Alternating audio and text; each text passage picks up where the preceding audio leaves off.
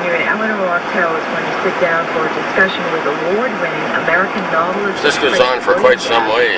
About the life and work of poet Rainer Maria, while also trying to enjoy his first Olympic Games. Simon and I sat down for a chat.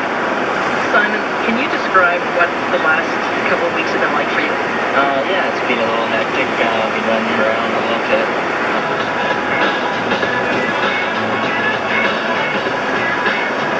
Hi, my name is Jessica Deglow, and I'm in the Olympic swimming team. If I wasn't a swimmer, I'm sure I'd be doing some other sports, because I love competitions that get me wired, and racing and athletic activity. I always thought when I was little I might go into track and field or cross country or something like that, because I used to do it in elementary school, but I'm sure if it wasn't swimming, it'd be something else.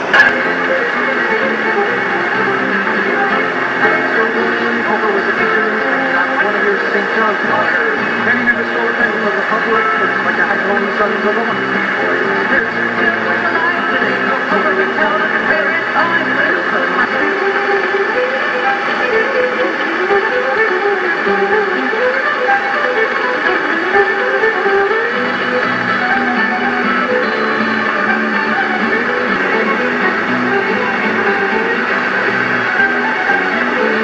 It's another one of those mountains.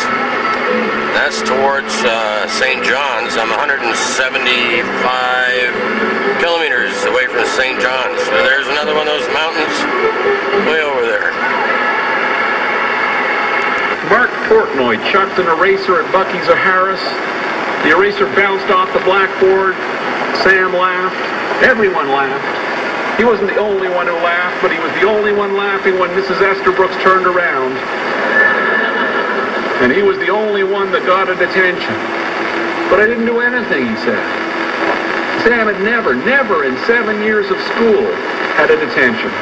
He got his second one before the first week was over. He didn't do his math homework, due on Friday morning.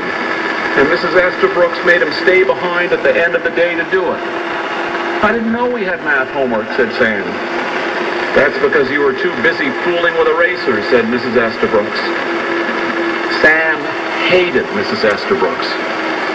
She made him stay while she corrected the math, and then she told him he was a bright boy. She told him she wasn't going to let him slide away.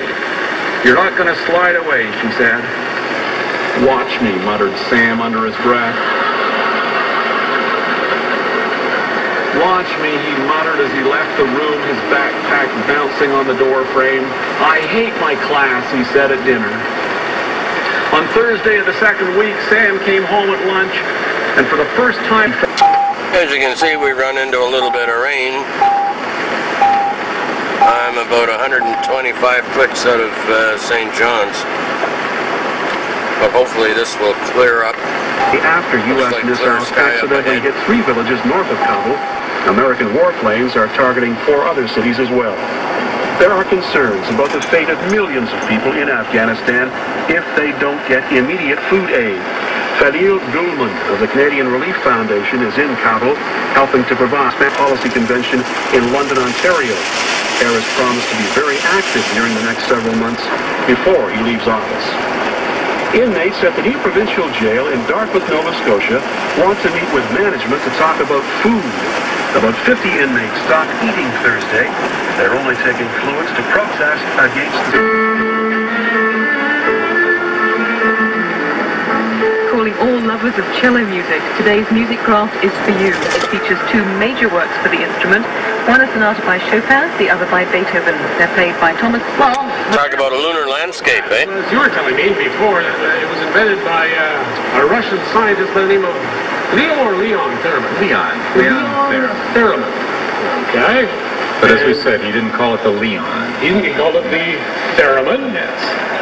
Well, let's have a demonstration. Well, how exactly... Well, here. Let's see what it sounds like. Want to hear? Okay.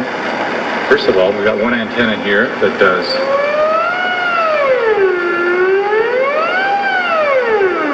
And you're doing that by approaching the antenna? Yeah, imagine, if you will, there's a little radio field around this antenna, and as I come into it, I start to ground the signal. And it goes up and down. Now, this other one over here, this is all the fun. A little small rural town. He doesn't know much about anything outside of his town, which became apparent after we got down in the States, you know. never heard of such things as wake-up calls and room service. And every time we saw a limo, there was who's in the limo? Who's in the limo? You think, right? And it was wedding parties, and just a normal kid gone through school in Newfoundland, and was living out in a place where he doesn't get to see a whole lot of the world, and it was just a good experience.